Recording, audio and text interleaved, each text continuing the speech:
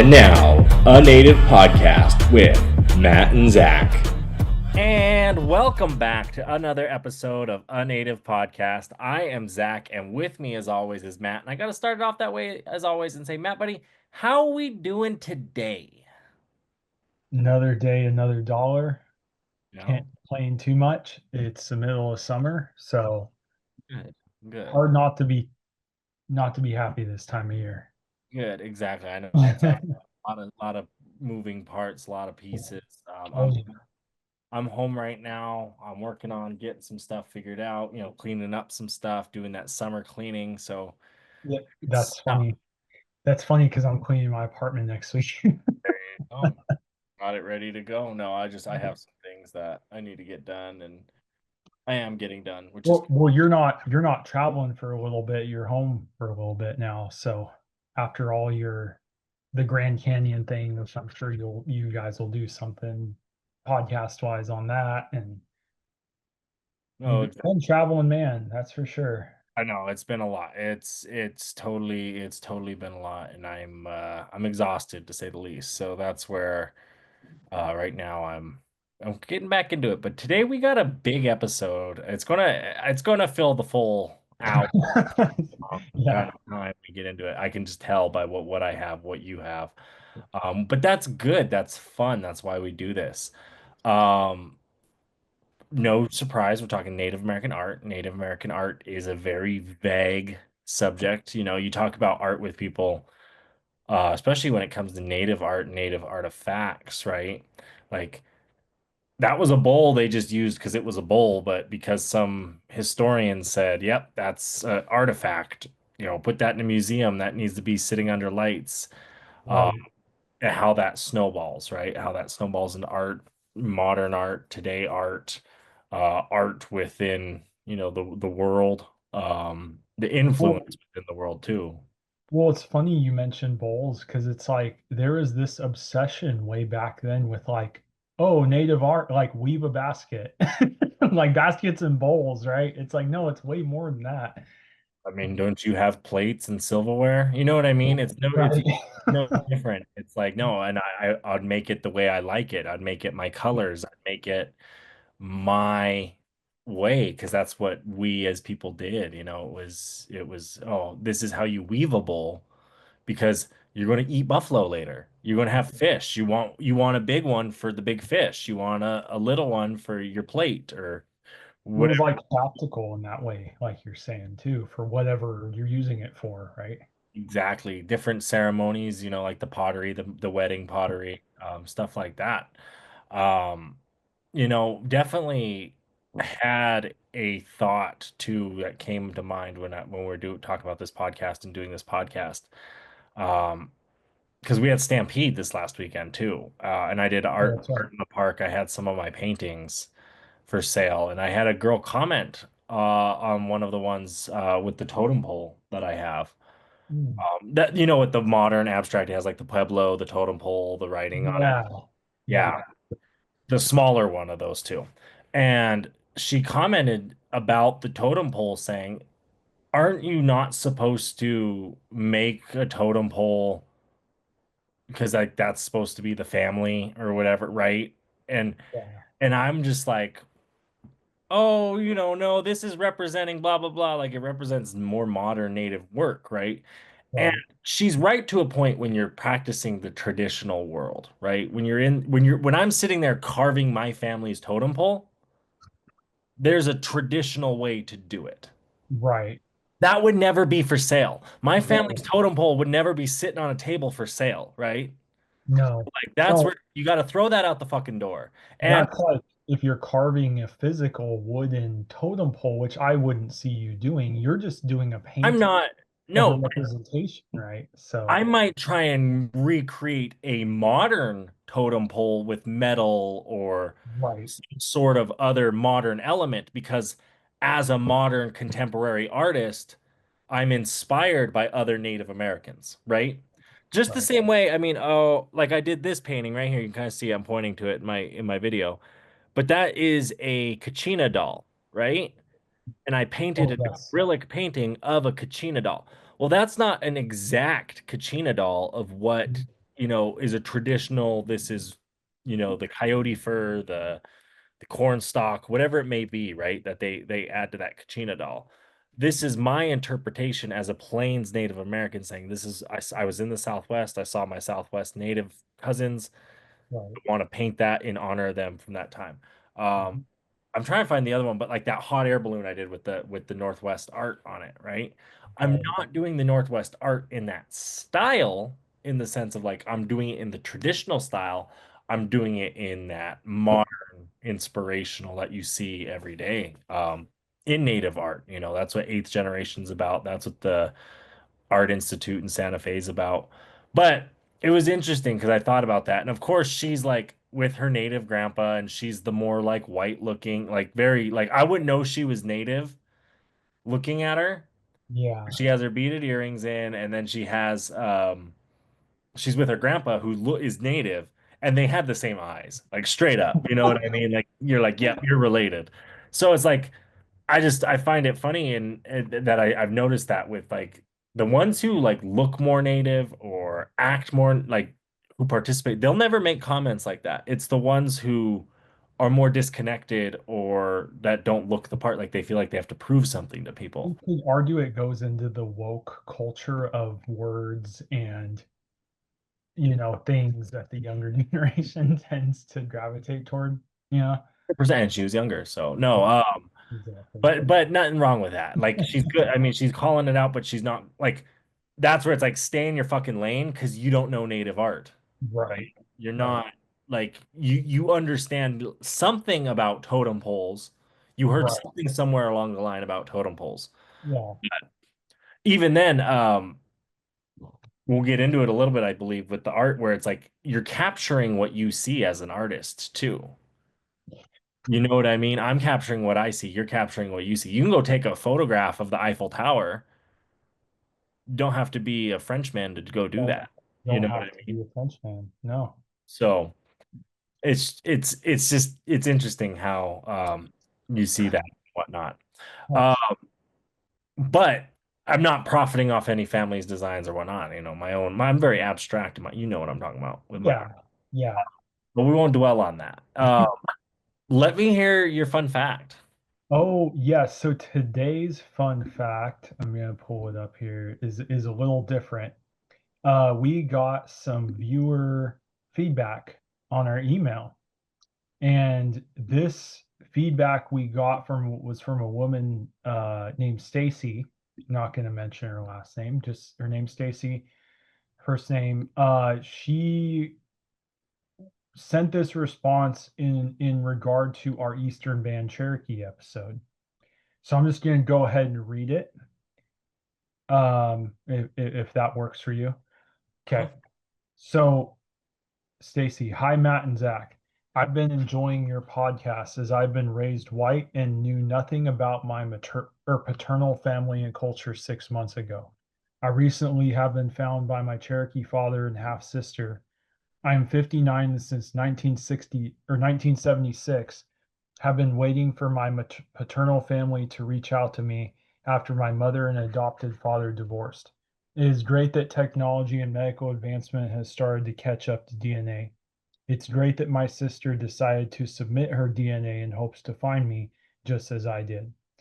I've always figured most natives do not submit their DNA to databases as families have a registry and may know where and who their family members are. But by submitting her DNA last year, my half sister was able to locate me. I had no idea that there is an Eastern Band of Cherokee Indians in North Carolina. I only knew my father was in the Navy during the Vietnam War and for a short time was stationed in Connecticut. I was looking in California naval records and had reached out with no success to Oklahoma Cherokee Nation. I wasn't sure if he was alive and registered my DNA, hoping that one of my half siblings had an interest in finding me. I had long given up hope that my biological father, if alive, had a desire to find me, or if he was healthy enough to meet me. Folks in their 80s, regardless of being combat veterans, can have mental illness, and I didn't want to stress out an elder just because I was trying to find childhood closure. But I have a happy situation, and I am meeting my family for the first time next month for my father's 83rd birthday. I will be attending my first powwow. My father is a retired Eastern Band Cherokee tribe official. Growing up in a white household, I am more nervous about embarrassing him. I don't know what is taboo. I don't know what is correct vernacular.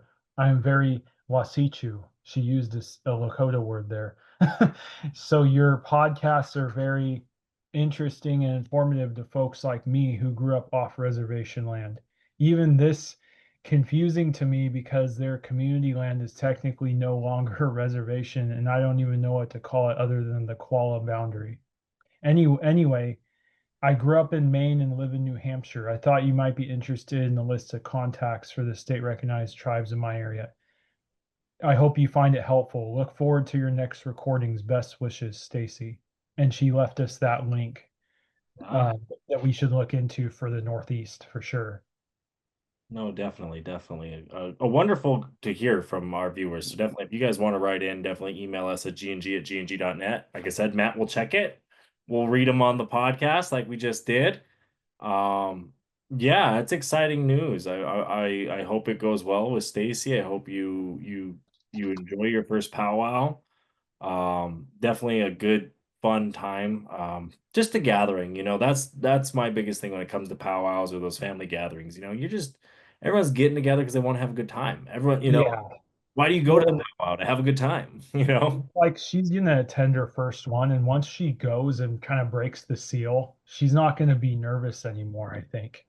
Sit back, get your fry bread, get the fry bread with the chili, get the fry bread with the pizza, get the fry bread with the like sugar on it, the honey on it, whatever Right. you try it as a dessert, as a meal, as So breakfast. it's cool to hear these stories and these people make connections. I mean, they say the native population's growing and some of it's people enrolling, even or Exactly. identifying. It's like, no, that strengthens Indian country, and it helps people too with themselves and knowing who they are. How many kids were adopted? Oh God. Yeah, my dad. That's what I'm saying. Yeah. There's a lot of that. Definitely cool to hear from. But today we are talking about Native American art. It's kind of one of those overall arching subjects early on we probably should have covered, but kind of slipped the mind. And it's cool. To some people are like art, probably hit skip. It's okay. We don't hate you, but we do want you to listen. And did you know there's a new native apparel company? No, I did not. It's called Shop LS 574, named after the 574 federal tribes and the Little Shell descendancy of its founders. Wow, that's really cool, man.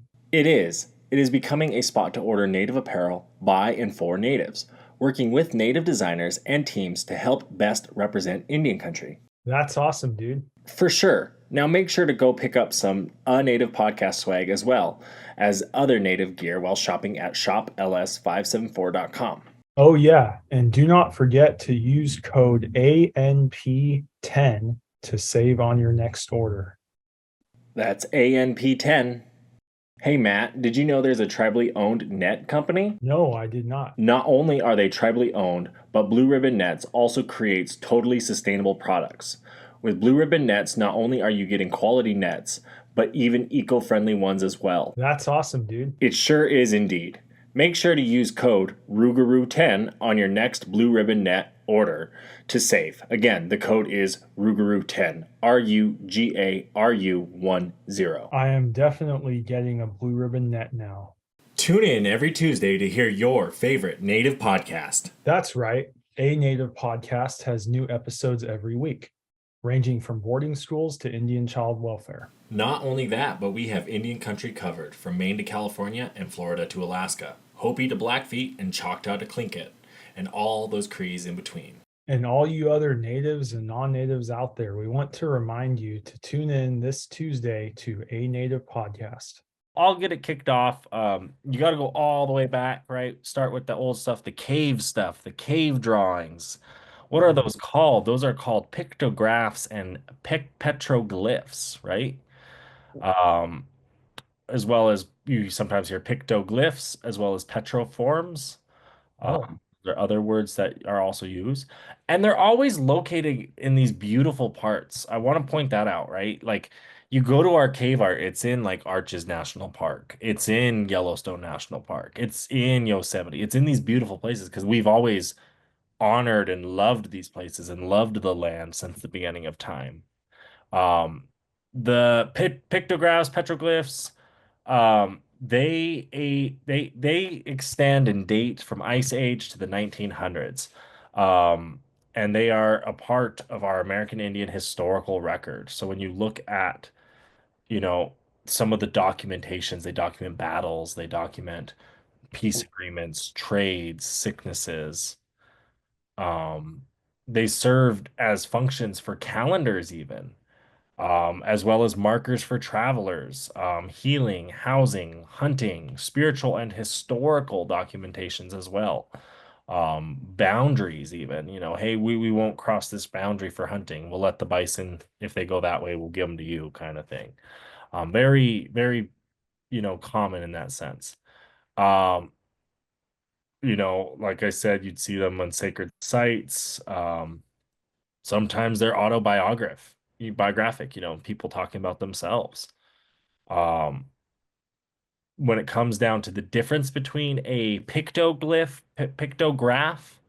that means painted on stone. Picture, think picture, painted on stone. So that's like the blood that you see on the caves. Pictograph State Park in Billings. I don't know if I've taken you there, Matt. Yes, yes. There's that short loop walk Yep. we did up in the hills. In the caves. Yeah, no, it was really cool when we went there. Yeah, there's a lot of pictographs and pictoglyphs there. And that's the painting that you do see. And I'll show some pictures too. I'll try to put them on the screen. And then petroglyphs, right? What does Yes. petro mean? Cut into stone. Mhm. I mean, think petroleum, like you're digging for it, like petroleum gas. Right. Oh, I think that's how I remember it is petro. And then cut, like you're cutting, fracking. Not a good thing to think about, but like, yeah. But You're right. that's where you see the carvings on the rock or on the thing. The buffalo, the stone buffalo out here, out by Malta, Oh yeah. is considered a petroglyph, I believe. There are also tools, that are found. Um, and it's just come from rubbing stone on stone, scratching the stone, pecking the stone, cutting it. Um, there's three ways to tell the age of how old the art is sometimes when you're looking at it, and it's based on the human figures. The V-neck humans and regular paintings of humans are prehistoric and historic times. The triangular body style appears with historic counterparts, therefore is considered historic. The shield-bearing human figures were late prehistoric. Um, the three main dates of animal figures are the mature, which is the most modern, the boat form, which is late prehistoric, and the naturalistic styles, which is the very oldest. Um,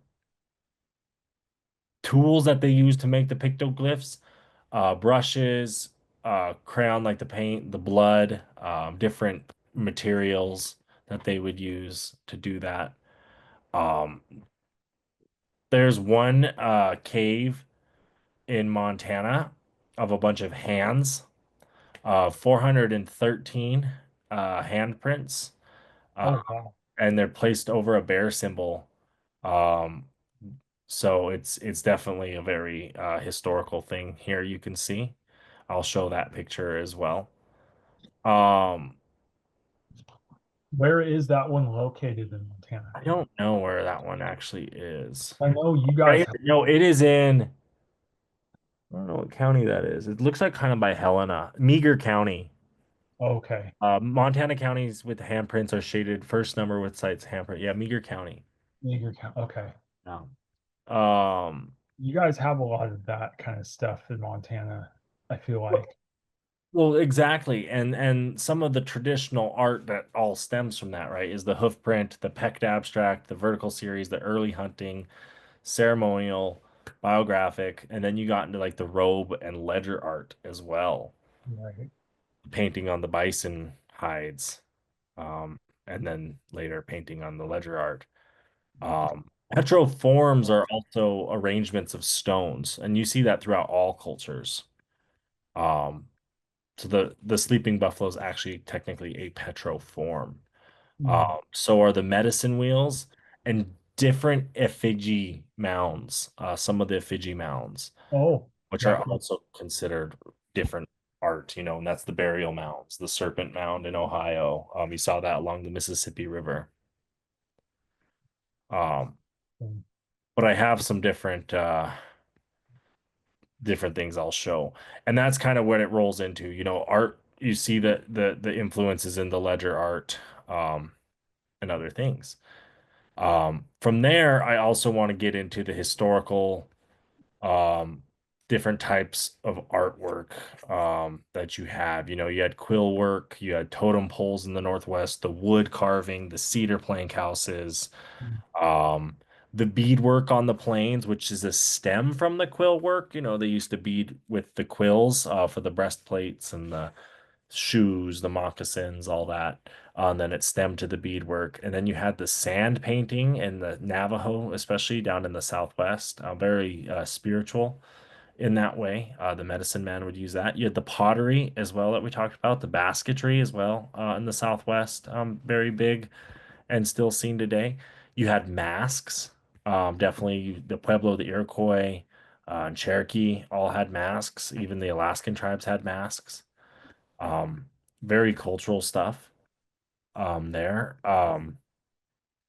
Getting into the cultural function of native art. Many American Indian art items are primarily designed to serve as function, as I was saying, such acting as a vessel or providing a method of devotion. Native American artworks frequently assume practical forms that reflect the social organization of the civilizations involved. Munitions, jewelry, and pageantry appear to have significant art forms in geopolitical civilizations. Plains, Incan, and Aztec civilizations all reflect the prevailing warrior culture in their arts, making them the most pronounced examples. Some of the greatest American Indian artwork was applied to items meant to satisfy a divinity, calm furious deities, appease or terrify malevolent spirits, or pay homage to the freshly born or lately departed. Although this is not always true, Native Americans use such methods or exert control over their surroundings and any humans or mythological beings that endangered them. Some articles were only meant for religious use, while others were meant for secular use.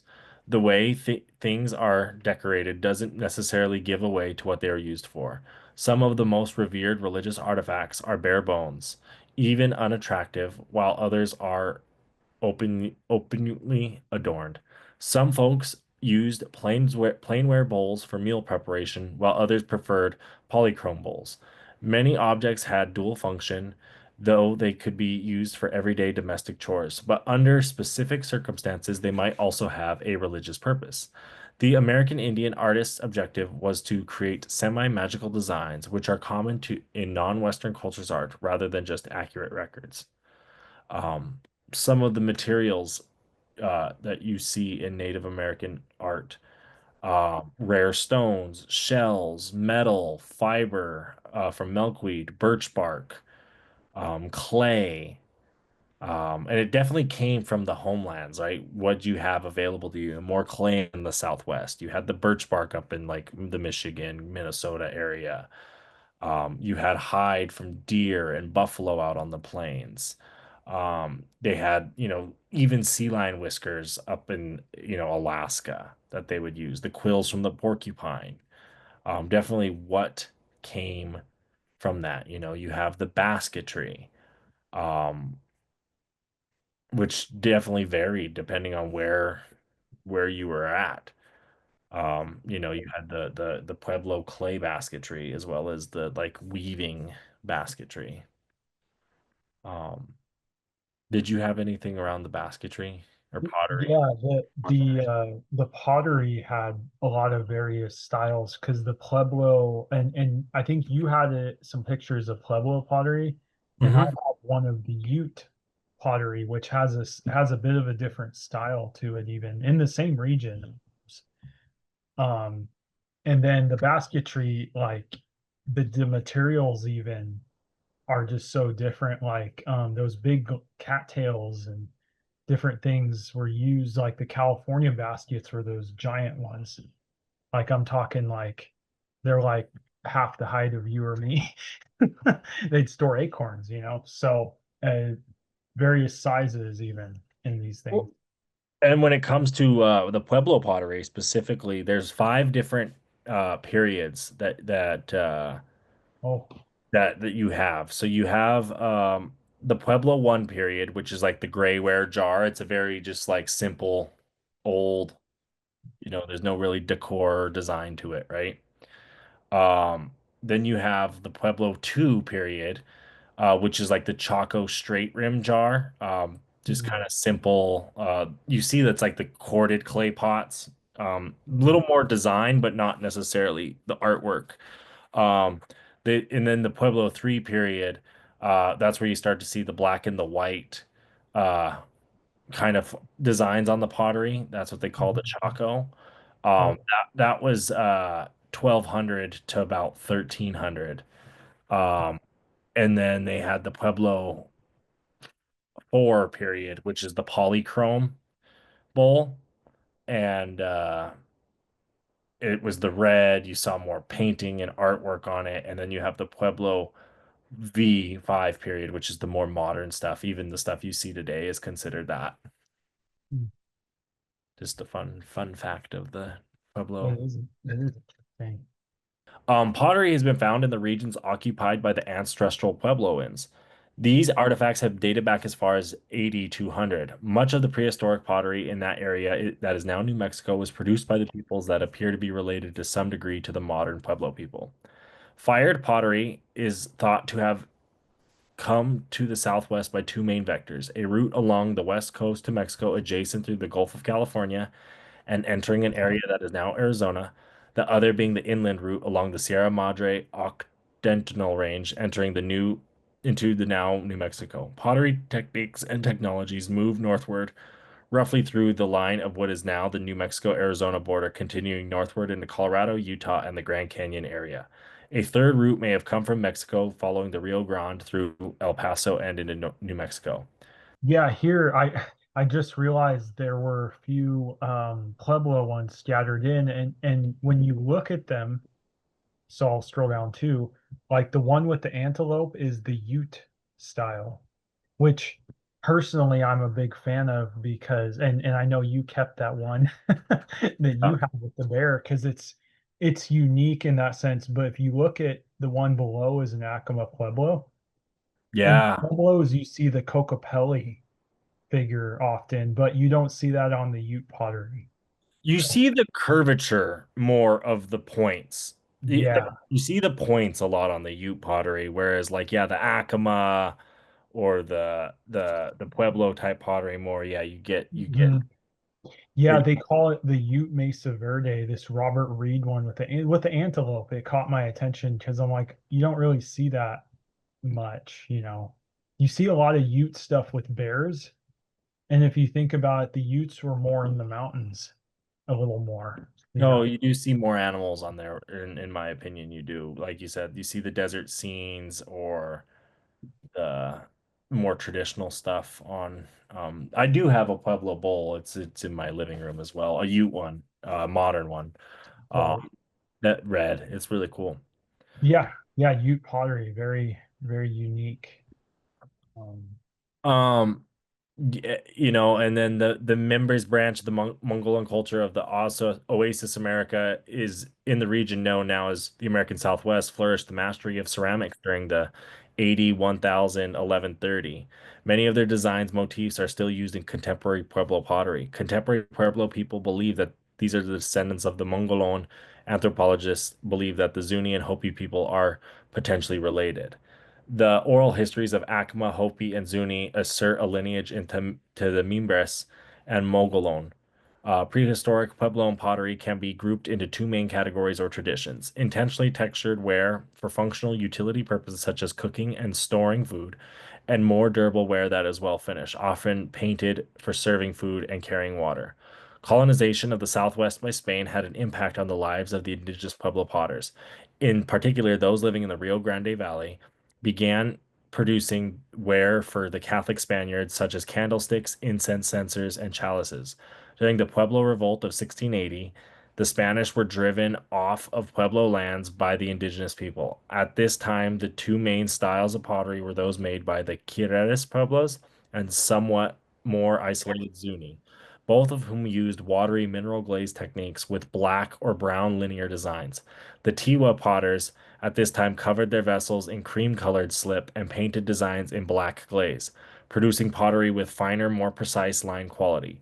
After the Spanish reconquered the area in 1692, essentially all of the pueblos stopped producing glazeware and instead began producing a matte finish ware using vegetable and mineral paints that were applied prior to firing. For 12 years between 1680 and 1692, the indigenous people were free from European influence. Another shift in sensibilities came with the arrival of the railroad, which was completed in New Mexico in 1880. This brought travelers, anthropologists, archaeologists, and tourists to the Pueblo lands. And along with these came collecting expeditions, commercialization, and looting of historical pottery.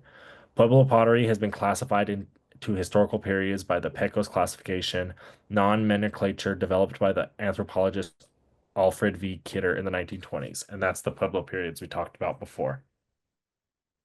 Um, for the pottery as well, in my opinion, you kind of like the bowls, right? You go into the baskets and the Right. basketry and the history of that.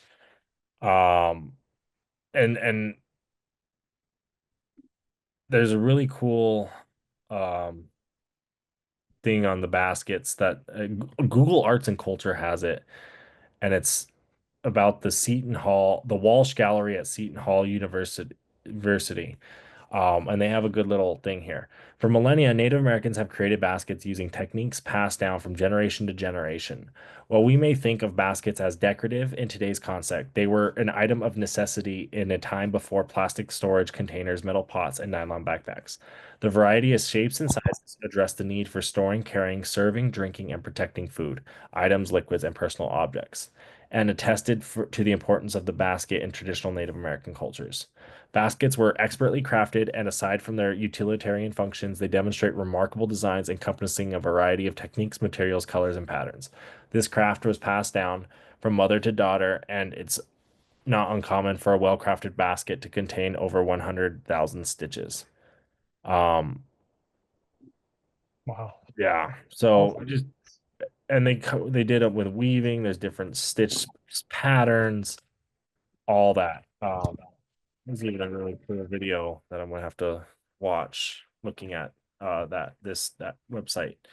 Um, from basketry, I kind of want to. I'm kind of moving a little quicker because we don't have a whole lot of time, but I want to get into porcupine quills and the quill work because that kind of leads to beading. Porcupine quill work is an art form that is unique to North America. Before the introduction of glass beads, quill work was a major decorative element used by the peoples who resided in the porcupine's natural habitat, which included the indigenous peoples of the subarctic, northeastern woodlands, and northern plains. Um, I would argue southern plains as well, and you Mhm. Pueblo, California, really all over. Yeah, a lot of The Texas. trading was a lot larger than that. Um, but they date back old to the 6th century even. Cheyenne oral history, as told by Picking Bones woman to George Bird Grinnell, says quilling came to their tribe from a man who married a woman who hid her true identity as a buffalo. His son was a buffalo. The man visited his wife and their son in their buffalo home.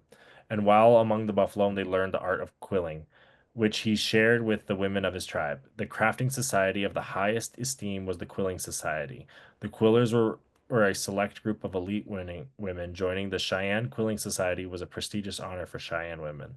The Cheyenne believed that the highest virtue and aspiration is seeking of knowledge. Their main spirit or deity Heamawehu, the wise one above, who possesses his power through wisdom. All spirits gain their knowledge through the ability to share it with people. The rituals of crafting societies are structured with a mentor instructing apprentice in the skills of the craft. The process and ritual accompanied by the production of these crafts, especially quilt crafts, constituted a ceremony of sacred significance. In this way, the crafting societies added an additional element of acquired knowledge and experience, which the Cheyenne highly regarded and considered sacred.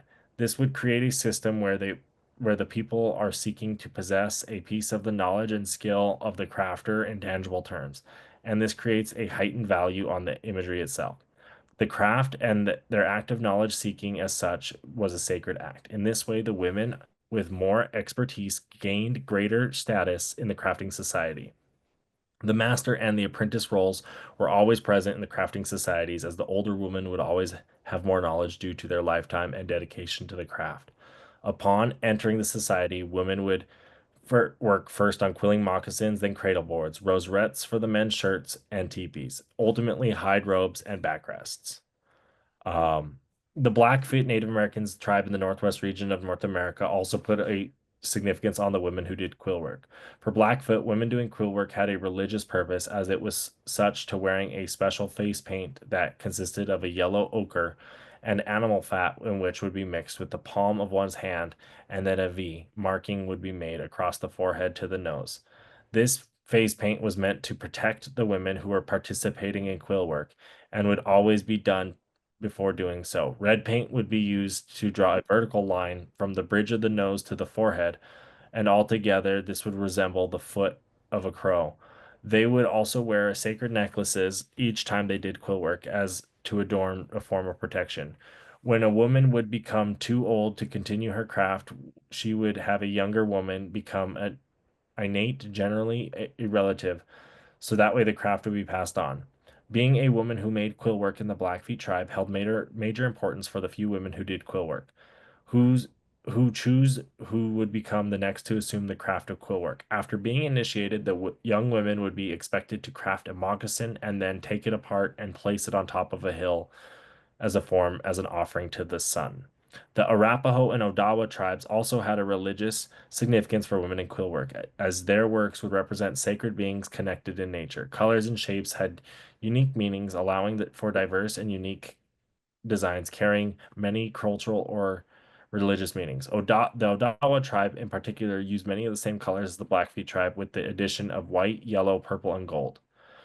Porcupine quills, often adorned in rawhide and tanned hides, but in the 19th century, quilled birch bark boxes were a popular trade item to sell to European Native Americans among the Eastern and Great Lakes tribes.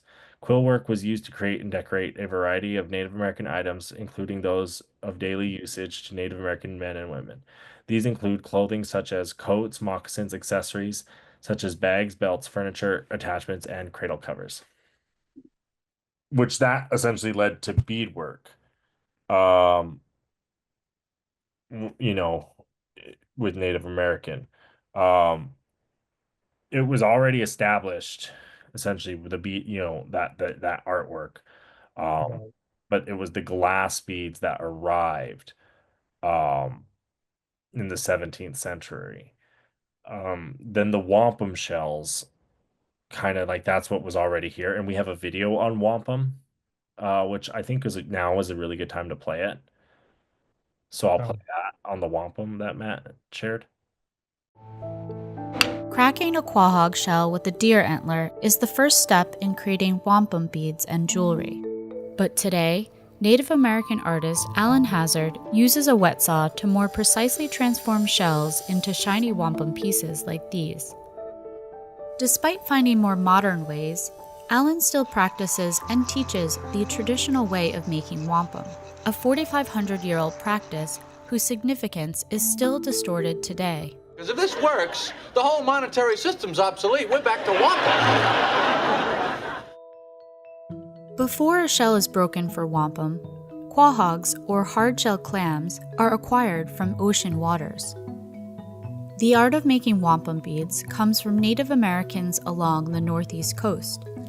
This includes tribal nations from New York, Connecticut, Massachusetts, and Rhode Island.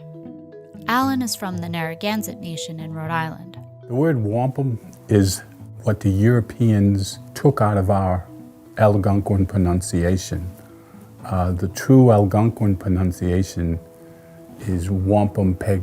PEG was taking off the end of our pronunciation and shortened to the word wampum, which means white shell. At 62 years old, Alan has been making wampum for more than 40 years, and he's accumulated lots and lots of quahogs, so there's plenty to choose from. When selecting a shell, he looks at its size, color, and thickness, which determines what the shell will become. Then, Alan heads to the wet saw. He cuts into one side of the shell for smaller pieces. With the smaller pieces, he makes finer cuts and holds them against the saw to shave down rough edges. This part requires a considerable amount of skill. Though using a wet saw is faster than the traditional method, dust from cutting the shell is toxic. This is why Alan must keep adding water during this step, to prevent the hazardous dust from becoming airborne. From one shell, he creates a few different pieces. He's transforming this shell into a classic tubular wampum bead, as well as a matching set of earrings. The wet saw is the modern approach Alan uses instead of starting with the deer antler to pop the shell, then using a nipper to break off any rough edges. With the modern way, Alan lets the characteristics of a shell determine how he shapes it at the wet saw, while the break of a shell in the traditional process determines the shape of wampum. The old tradition of making the traditional beads is rare. There's very few left that know the old way of making them. After the wet saw, Alan uses a tool called a tumbler to smooth out the surface of newly created pieces. The tumbling action allows the beads to shine, just as the shells did when they were wet. While the tumbler requires a full night of work, it can still save him time compared to the traditional way of sanding by hand. Though one piece can take hours, Alan employs this traditional technique if the tumbler isn't full enough to use. This sandstone is one that his son found, and it's been with him for 40 years. Alan adds water and sand to speed up the process. Sanding helps shape and remove the calcium buildup on the outside of the shell. For beads, the next step is to drill a hole into the cylinder with a multi-purpose rotary tool and thin needle. Similar to the wet saw stage, Alan has to keep the bead submerged in water to prevent toxic dust from reaching the air. He drills holes on each side, then blows through the bead to make sure the two holes have met in the middle. This modern method is an alternative to using a bow drill, which has 3 parts: a pointed stick, a bow, and a burrow, commonly found on trees. You can see how much more manpower is required to pierce this cowhide using the traditional method. The bow drill was replaced when settlers introduced metal needles to indigenous tribes, but with the arrival of settlers came colonization and greed. For northeastern tribes, wampum was a valued gift, but European settlers, whether by mistake or by design, adopted it as money. So in 1637, the General Court of Massachusetts Bay Colony legalized wampum as currency and established rates for it. It was not Indian money. Money is terribly offensive. All right, how can anything that is a living being that we feel is a gift from the Creator be labeled as money? How dare them? But they did. The initially established rate was 6 beads to a penny. More value was given to darker beads, and exchange rates varied over time and sometimes areas, as colonists in several original colonies used wampum as money. The Dutch actually invented a machine to make the beads that I showed you 10 to 1, maybe 20 to 1, I forget exactly. They didn't give a darn about respecting our traditions and our ways, and all they had was their glossy-eyed on making money. So that's what they did, and we had no way of stopping it. An oversupply of wampum, plus a lack of standards and regulation, led to its devaluation in the late 1600s. Wampum's last known use as currency was in New York in 1701, but the concept of wampum as money persists today. Unfortunately, we don't take wampum. Ooh, sweet wampum. Along with preserving the original purpose for wampum, Alan is passing along the traditional techniques for making it. My apprentices, I have two, Josh Carter from the Pequot Nation and Kristen Wayman from the Nipmuc Nation. It was my wish that they understand the tradition and the meaning to each nation that had it, way before they could learn anything else. You know, making money wasn't even in the story of it. It was respecting the tradition of our ancestors and our elders. Pieces that he and Josh crafted are sold at Alan's shop, The Purple Shell. He opened it 10 years ago, and he hopes someday it will be his granddaughter's. I don't think I'll ever stop till they say, you know, your time is done, or I got so much arthritis in my hands I can't move them, or even then, as long as my lips move, I can tell somebody what to do.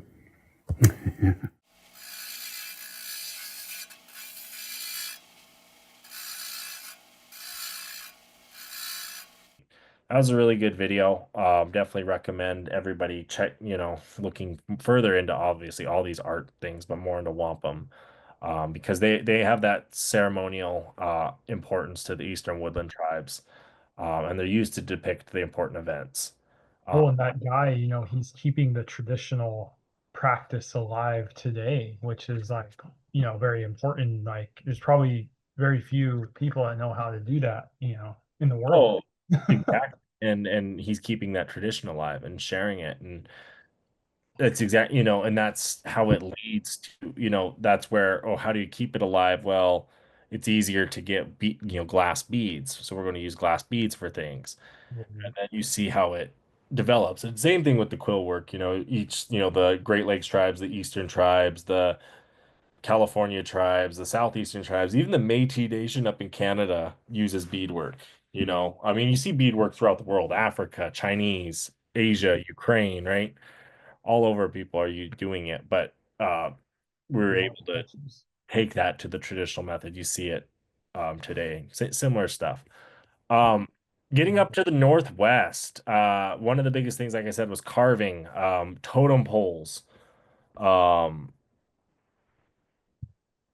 poles have can symbolize characters and events in mythology or convey the experiences of recent ancestors and living people. Some of these characters may appear stylistic representations of objects in nature, while others are more realistically carved. The pole carvings may include animals, fish, plants, insects, and humans, or they may represent supernatural beings such as the Thunderbird. Some symbolize beings that can transform themselves into another form, appearing as combinations of animals or other animal part human forms. Consistent use of a specific character over time with some slight variations in carving styles help to develop similarities among these shared symbols that allow people to recognize one from another. For example, the raven is symbolized by a long, straight beak, while the eagle's beak is curved, and the beaver is depicted with two large front teeth, a piece of wood held in his front paws, and a paddle-shaped tail. The meanings of these designs on totem poles are varied as the cultures that make them. Some of the poles celebrate cultural beliefs that may recount familiar legends, clan lineages, or notable events, while others are mostly artistic. Animals and other characters carved on the pole typically used as symbols to represent characters or other events in the story. However, some may reference the moiety of the pole's owners, or simply fill up empty space on the pole. Depictions of thrusting tongues, linked tongues may symbolize the socio-political power. So definitely one of those things that you see in the Northwest a lot of is the totem poles. But that is not the only Northwest art you see. Matt, what else do you see? Yes, I had an example here of a place I've actually visited before, but this is actually, can you see that? Yep. What, let me click on it again. I just had it. There we go. So what these are in front of the Makah Tribal Museum, and they are these giant carvings of their people in like their traditional clothing. So that's their cedar bark hats. They'd had cedar bark like these skirt things they'd wear made out of cedar bark, to repel rain and whatnot. But um just amazing, like the coastal clothing even was all from cedar to because it repels water. The housing, the clothing, like you were saying, like there's these wood products everywhere. So master carvers come from the Pacific Northwest. And the Makah tribe, the viewers don't know, they're the northwesternmost tribe in the state of Washington. They're right up on that point. Um, and so on a clear day, you can see across the strait into British Columbia. Um, so yeah, really cool. I highly recommend that museum because they have a lot of examples of what Zach was talking about with the totem poles, as well as other wooden carvings of the region. So Well, and I really want to point out the fact of the style of even the paintings on them, right? When you see yes, that Northwest style of painting, um, it's very they encourage most tribes in the Northwest encourage people to paint like that if they can, if they want to. But that comes from the carving designs, right? Like that those shapes that you get, that's what like yep, why it exists, right? Is oh, here's what we're carving, so then they just started to paint it and then it started to paint it. Yeah. change it over time, right, to get more modern with it. But that Northwest style is really cool. And like you said, the birch bark hats, or cedar bark hats, I didn't even think of those. And we did a photo shoot with a lady from Macaw when we were in Seattle for the census in 2020, and her hat was beautiful. And um, she was very native rebellion, probably member of AIM back in the day. Um, but she had all her stuff decorated on her hat and decorated on her stuff. And that's the thing is like you have your traditional hat sometimes that you may wear to your traditional event that it's painted in the traditional way. I'll never change it. But then I Right. have my traditional hat that I've made modern. Um, people don't quite understand that with some of the native art, right? Like, and that's I think what makes it art is there is those lines, there is those fine lines. Um, which is cool. Real quick, one of the last couple things I have here when we stay in the Northwest, but also I want to point out that the Iroquois, Apache, Cherokee also had masks, right? Mhm. Um, for the native people of the Northwest, winter is a time of dance and performance among the Northwest Coast peoples, including the Makah, um, that Matt was talking about. Masks are an essential part of importance in winter ceremonies, which reenact the adventure of hero ancestors and spirit beings in the mythical past. The rights to these rituals and dance have been passed down, but in families as treasured privileges. And while the themes are similar, the ceremonies vary in detail from region to region. And I do want to point that out is like we talk about these ceremonies, we talk about these art, we talk about like the totem pole. It's like the Snoqualmie with their totem poles don't believe the exact same as the Makah. They might have similarities, but it's not the exact same. No. And they live in the same state of Washington. You know what I mean? Like there's examples like that. In Alaska, the Yupik and Inupiaq people honor animals in various ceremonies, the most important of which are the Great Midwinter Hunting Festivals. Historically, masks are carved by shamans under the supervision and are to be worn in special dances to please the spirits. As intermediaries between people and spirits, shamans learned the wishes of the game animals from the visions and trips to the spirit world. Masks can also represent the shaman's spiritual helpers, which he would try to influence in times of need. Sometimes hung in houses to ward off harmful spirits, masks were also occasionally placed with the dead or used in non-spiritual contexts for popular entertainment. The Yupik and Yupik masks were made primarily for non. Oh, this is on their website. They're talking about the masks on the website, and this is the Museum of Natural and Cultural History, um, in Oregon.edu. Actually, it's a link that they had. Nice. You can buy some of the masks, and and the ones that are for sale. And I'll show some of those on the video as well. But And now we'd like to take you to music on a native podcast. This week, a classic, Keith Secola, Indian Car. Is this a tape?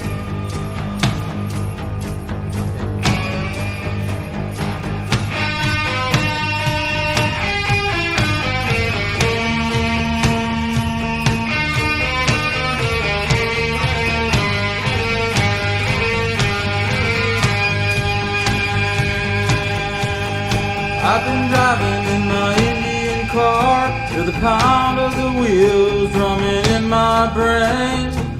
My dash is dusty, my plates are expired. Please, Mr. Officer, let me explain.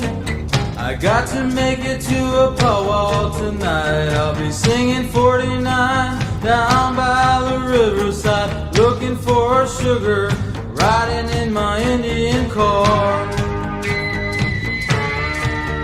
Got my T-bird in the glove box, I ain't got no spare. Got a feather from an eagle, I ain't got no care. The road is empty in my bottle of desire. Daylight is breaking, the sun touches fire. I got to make another powwow tonight. I'll be singing 49 down by the riverside, looking for sugar, riding in my Indian car.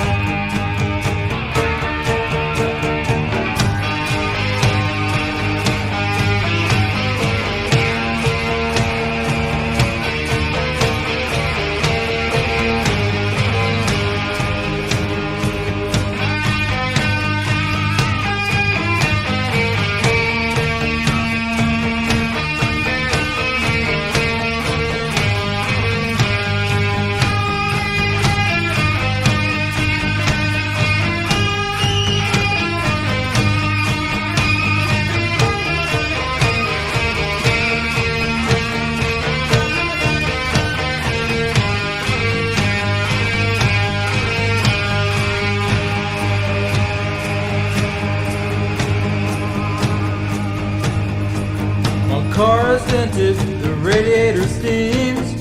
One headlight don't work, the radio can scream.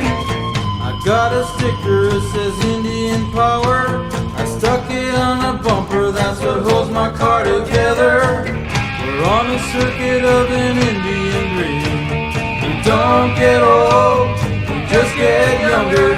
When we're flying down the highway, riding in our Indian car.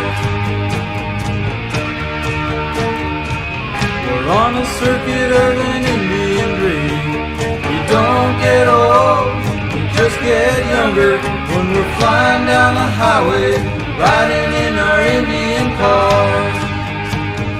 Riding in our Indian cars. Riding in our Indian cars.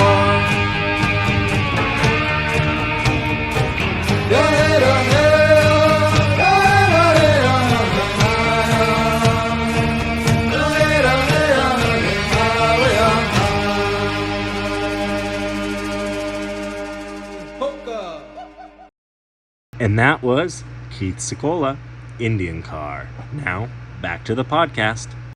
do you have anything else for us? I mean, it's kind of been a long episode. Oh yeah, no, we this is one of those. Yeah, I had just a couple pictures here to share really quickly. Here's an example of Cherokee style tattoo. Okay. What's really interesting about the style of it with the like several rings essentially, because you notice like the Polynesians have the dots. They're like wood peg dots, like when you see them on those guys with the arm. These ones though, they look very similar to the Amazonian tribes even, and their Nice. tattoo.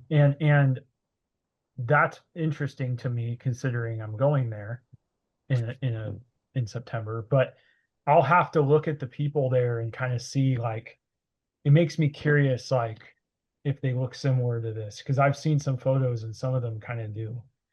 So just for whatever reason, their styles are very similar. Um, Well, with the Hawaiian, it's that stick and poke. It's the method, right? yeah, Definitely. the method of it, yes. Yeah, see, there's some other southeastern Native American, like probably Seminole, Cherokee. They have Yeah, a very unique style. it's their Of, patterns. yeah, That makes sense in the tattoo. Yeah. yeah. See that one? That's Bali, Indonesia. So that one there. But I mean, there's a lot of commonalities with a lot of cultures. Let's just say that. No, exactly. So Zach's gonna show, I'm assuming, a little more of the traditional common planes. I'm Right. assuming this one here is, you'll see what I'm saying here, is a more of a modern, like in a sense of, so I know the artist, his name's Adrian Larvey. He's a Lakota and lives here in Portland area. This one's called Distant Early Warning, and it kind of combines elements of the traditional plains art with like kind of like it's cool because of what, like it's showing the cross. It's like the change of worlds essentially. Yeah, I'm getting a vibe. Yeah, I like it. Oh, it's really cool. And I have this same print up on my wall. So I just, you see the cross, you see the rows of crops here, the city, and then you see like the teepees on one side, the old way, the new world kind of change. Oh, I Uh, like it. There's the Zia yeah, and the yeah, he has some cool art. Check him out. He's online. He's on Facebook. yeah. Has some cool stuff. So So here I have here's a traditional, beaded porcupine quill, or that's beads, glass beads. glass beads. Paints, Oh, let's that's see, cool. yeah, different belts. They always That's have a porcu- long fringe on the bottom with those, I've right, noticed. and you can see the glass beads up above here, and then the porcupine quills down below. Beadwork, Oh, that's cool. belt. Yeah. There's a bear claw kind of bracelet with the fur, and then some beads. So, definitely using, all pieces of the animal you saw. I mean, this is very common with all cultures, just like how it was. There's a stick, a cane, someone carved, with the frog and a hand and stone. You'd see the stone, which a lot of the pipe stone would come from like Minnesota, the limestone, Indiana area as well. There's a painted cradle board you'd put a baby in. Um, there's a That's, jacket, a high you can jacket. tell that's old too by looking at it. And then the beads on top. Uh, and then the old beadwork, the different beads, you definitely could tell the age of things with the cloth and the bead That's cool. used. All sorts of cool stuff. This is just some plain stuff. There's a weapon. Oh, wow. Jesus. Do some damage. No, it's cool. But yeah, how did we get glass beads? They say in the 1800s, it was traded. And it Mhm. was easier, it was seen as a good way. The glass was good for the arrows that bounce off, Right. on the chest plates and whatnot. Um, Getting into some modern art, you showed us a painting real quick. There's 11 influential modern artists. Jane Quick to See Smith. She's a Confederate Salish Kootenai Nation from Montana, but she lives in New Mexico. Brad Calhammer. He's Tucson, Arizona. He lives and works in New York as well as Mesa, Arizona. Mm. Marie Watt. She's from Seattle and lives and works in Portland, Oregon. Wendy Red Star. And her I want to say it's her uncle Kevin Red Star. Uh, Oh, Billings, Montana, but they live in work. She's out of Portland, but I want to say he's still in Billings. Nicholas Glannon, Sitka, Alaska. Um, Jeffrey Gibson, he lives in Colorado, works out of New York. And these are all modern artists, modern native artists. Cara Romero, she's in Santa Fe. Wes Hoyt Altrivi, California. Kent Monkman, he's Ontario, Canada. Rose B. Simpson, she's Santa Clara Pueblo. Raven Half Moon, she's Oklahoma but lives in Montana. Oh, Yeah. So that's just a few native artists. Kevin Red Star, yeah. Ben Pease is another one. I'm gonna throw Elena Buffalo Spirit out there. She does ledger art, really good work. But definitely a cool thing. Modern resources to check out. The Institute of American Indian Arts. Definitely a great resources. The Herd Museum in Phoenix. There's the American Indian Museum at the Smithsonian in DC is another great museum when it comes to art and artifacts. If you want to learn more, a lot of tribes have historical stuff. There's a lot of artists. We didn't even get into the copper and silver and turquoise Oh, in the Southwest. All sorts of different things, but really, it came down to what was available, what you had, and what you could do at that time in history. right, Um, right. like today, you're seeing a lot of native artists do beadwork, when it wasn't traditionally came from other things or whatnot. Same with the pottery, same with the other stuff. So it's really cool that these traditions and cultures and customs are still around today.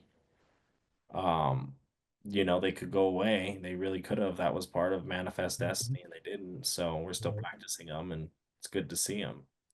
Well, you see all these galleries everywhere, and another one I'll mention is the Northwest Tribal Art Gallery, which is in Seattle. So if you want to see that region stuff, check it out in Seattle.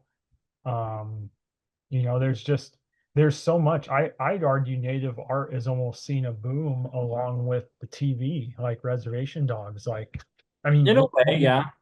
Because you in could some argue way, with the fashion and stuff. You're definitely seeing a yeah, lot more of the native patterns on clothes and native fashion designers as well coming out. So yeah, I think so. I think you're right. in its own way, right? So Yeah.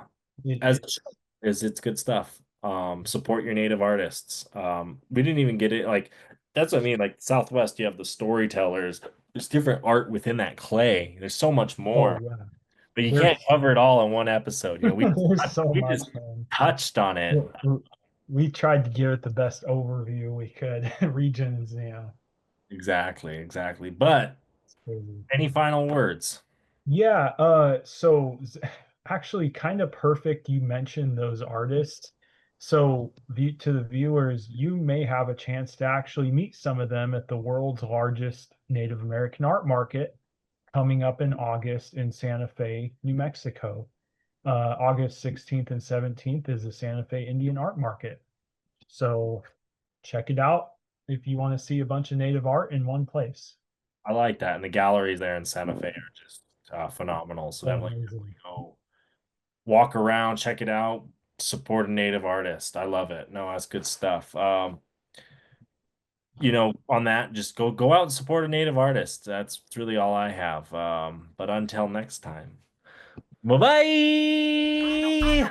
I know chiefs, I know riders from the east. I know educated natives down to picket in the streets. Middle fingers to police. Fuck you, we come in peace. I know red skin hippies that be giving me the creeps. I know beauty, I know beach, I know savages and freaks. And I know a couple cousins even bougier than me.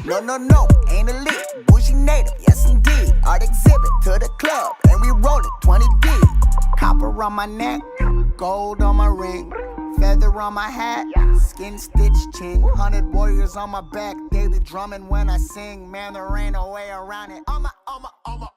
A Native Podcast is produced by G&G Advertising and Quartz Lake Productions.